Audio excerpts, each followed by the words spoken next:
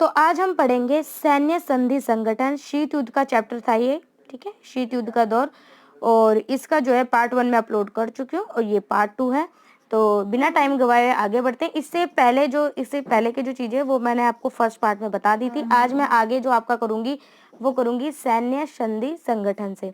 तो गाइज अगर वीडियो पे चैनल पे आ गए हो तो सब्सक्राइब कीजिए एंड कोई भी डाउट हो तो कमेंट में बताइए। वीडियो कैसी लग रही है, आप लोगों को समझ में आ रही है, हेल्पफुल है, वो सब आप बताइए। और वीडियो देखने के बाद अगर पसंद आए तो लाइक कीजिए एंड अपने दोस्तों के साथ शेयर कीजिए। तो आगे पढ़ते हैं सैन्य संधि संगठन। तो जैसे मैंने आपको बताया, दो महाशक्तियां थी, सोवियत संघ एंड अमेरिका। तो दोनों ही सैन्य जो महाशक्तियां थी, उन्होंने अपनी शक्तियों को बढ़ाने के लिए अपने सैन्य संगठन बनाए, ऑर्गेनाइजेशन बनाए।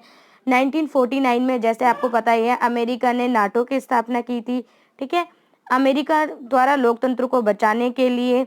और 1954 में 1954 में दक्षिण पूर्वी एशियाई संधि संगठन सीटो की स्थापना की गई थी, अमेरिका नेतृत्व साम्यवाद प्रसार को रोकने के लिए। एंड 1955 में बगदाद पैक्ट, केंद्रीय संधि संगठन अमेरिकी नेतृत्व में साम्यवाद को रोकने के लिए ये अमेरिका के द्वारा बनाए गए थे। तीनों, सीटो, सैंटो एंड नाटो, याद रखना, ठीक है, इनकी फुल फॉर्म भी आपको याद होनी चाहिए।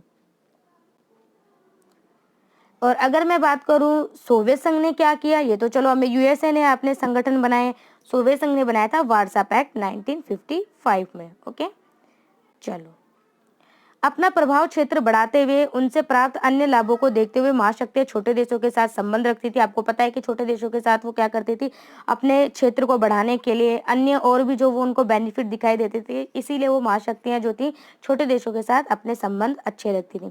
छोटे देशों को भी इनसे बेनिफिट मिलता था, सुरक्षा मिलती थी, हथियार मिलते थे और आर्थिक मदद भी इनको महाशक्तियों के द्वारा मिलती थी। परमाणु संपन्न होने के कारण दोनों ही महाशक्तियों में जो है खूनी युद्ध नहीं हुआ था, कंपटीशन चल रहा था, तनाव बना रहता था, इसी को शीत युद्ध कहा गया, ठीक है। महाशक्तियों को छोटे देशों से लाभ, छोटे देशों के पास प्राकृतिक संसाधन होते थे, सैन्य ठिकाने स्थापित कर सकती थी महाशक्तियां, आर्थिक सहायता प्राप्त करती थी, भू क्षेत्र प्राप्त करती थी, ऐसे एरिया जहाँ पे महाशक्तियां अपने हथियार और सेना को रख सके। शीत युद्ध के दायरों की बात करूं तो 1941 में बर्लिन की नाकाबंदी करना, यहाँ पे ये दायरा था। कोरिया संकट 1950, वियतनाम में अमेरिका का हस्तक्षेप 1954, क्यूबा मिसाइल संकट 62, भारत पाकिस्तान युद्ध 71, 1979 में अफगानिस्तान और सोवियत संघ के हस्तक्षेप। ये सारे कुछ ऐसे मुद्दे हैं जो कि आप बोल सकते हो कि इन चीजों से ऐसा लग रहा था कि कहीं दोबारा से थर्ड वर्ल्ड वॉर स्टार्ट ना हो जाए। अगर मैं बात करूं दो ध्रुवीयतों की चुनौती, तो पहली चुनौती गुटनिरपेक्षता थी, जो कि इंडिया भी इसमें शामिल था। भारत के जवाहरलाल नेहरू, मिस्र के अब्दुल गामिल नसार, युगोस्लाविया के टीटो, इंडोनेशिया के सुकर्णो, घाना के वामा नुक्रुमा एंड 1961 में युगोस्लाविया के बेलग्रेड में 25 सदस्यों के साथ इस संगठन की स्थापना की गई थी। तो गुटनिरपेक्षता की जो स्थापना थी वो 1961 में हुई थी। बेलग्रेड में कितने सदस्य यहाँ पे शामिल हुए थे? 25 सदस्य इसमें शामिल हुए थे। जुलाई 2009 में गुटनिरपेक्ष का 15वां सम्मेलन हुआ था। कहाँ पे हुआ था? मिस्र में हुआ था, जिसमें इसकी सदस्यों की संख्या 118 तक पहुंच गई थी। उस टाइम पे 25 थी, धीरे धीरे इसकी संख्या 118 तक पहुंच गई। और पर्यवेक्षक जो देश थे 15 एंड पर्यवेक्षक संगठन की जो संख्या थी वो थी 9। नव अंतरराष्ट्रीय आर्थिक व्यवस्था की बात करूं तो 1972 में गुटनिरपेक्ष देशों ने संयुक्त राष्ट्र के व्यापार और विकास के संबंध में यूएनसीटीएडी में विकास के लिए एक नई व्यापार नीति और प्रस्ताव पेश किया। इनका मेन मकसद यही था कि जितने भी छोटे छोटे कंट्री हैं जो अल्प विकसित हैं या विकासशील हैं, जो अभी विकसित नहीं हो पाई है, उनका मकसद यही था कि जो बड़े बड़े देश है वो हम पे अपना प्रभुत्व कम करे और हम अपने देश के जो क्या कर सके, जो संसाधन है उनका यूज कर सके और हमारा आर्थिक शोषण बड़े देशों के द्वारा, शक्तिशाली देशों के द्वारा ना किया जाए। इसीलिए यहाँ पे गुट निरपेक्षता की नई अंतर्राष्ट्रीय आर्थिक व्यवस्था की बातें की गई है। अगर मैं बात करूं भारत व शीत युद्ध की, तो भारत ने नव स्वतंत्र देशों की अगुवाई में भारत ने यूएसए तथा यूएसएसआर से अच्छे संबंध रखने की कोशिश की, ठीक है। एक मिनट गाइज। एंड भारत और शीत युद्ध के अगर मैं संबंध की बात करूं तो भारत नव स्वतंत्र देशों की अगुवाई की थी।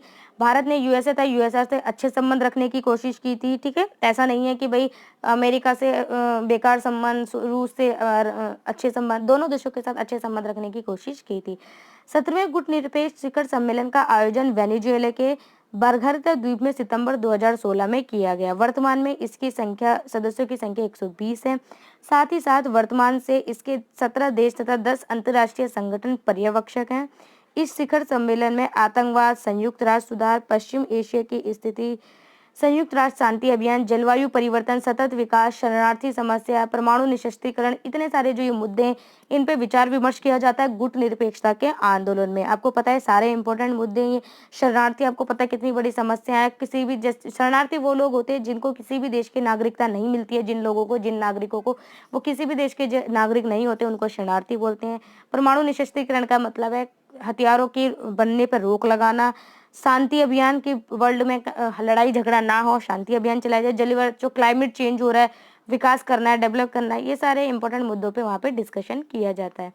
नई अंतर्राष्ट्रीय आर्थिक व्यवस्था 1972 में यूएनए के व्यापार एवं विकास आंदोलन अंकटान में विकास के लिए एक व्यापार नीति का प्रस्ताव प्रस्तुत किया गया ताकि धनी देशों द्वारा नव स्वतंत्र गरीब देशों का शोषण न हो सके। Towards a new trend policy for development, विकास के लिए व्यापारिक नीति की ओर एक रिपोर्ट पास की गई।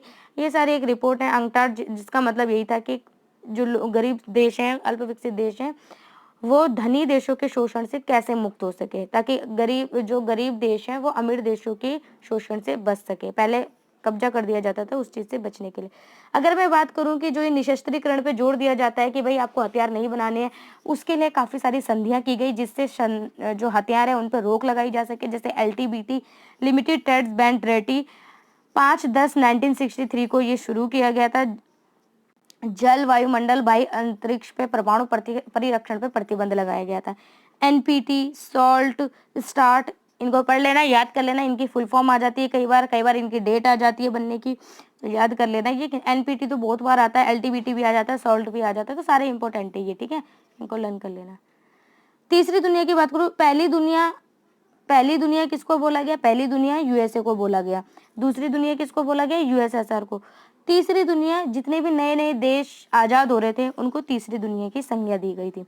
तो जितने भी नए देश जो जानते थे कि सैनिक गुट उनकी स्वाधीनता और शांति के लिए गंभीर खतरा पैदा कर देगा, नव स्वाधीन राष्ट्र जानते थे कि सैनिक संगठनों को बढ़ावा देने के लिए अस्त्र शस्त्रों का निर्माण को बढ़ावा मिलेगा, जिससे विश्व शांति को खतरा मिलेगा। अब ये क्या पढ़ रहे हैं? हम ये पढ़ रहे हैं कि गुट निरपेक्षता नीति को अनुसरण किया, उन्होंने गुट निरपेक्षता की नीति को अपनाया। जो आजाद हो रहे थे उसी टाइम पे, तो क्यों इन्होंने अपनाया? इसका रीजन यही था कि जितने भी नए नए देश जो आजाद हो रहे थे उनको पता था कि जो सैनिक गुट है वो क्या करेंगे, एक टाइम पे हमारी स्वतंत्रता को छीन लेंगे अगर ये क्या हो गए, ताकतवर हो गए।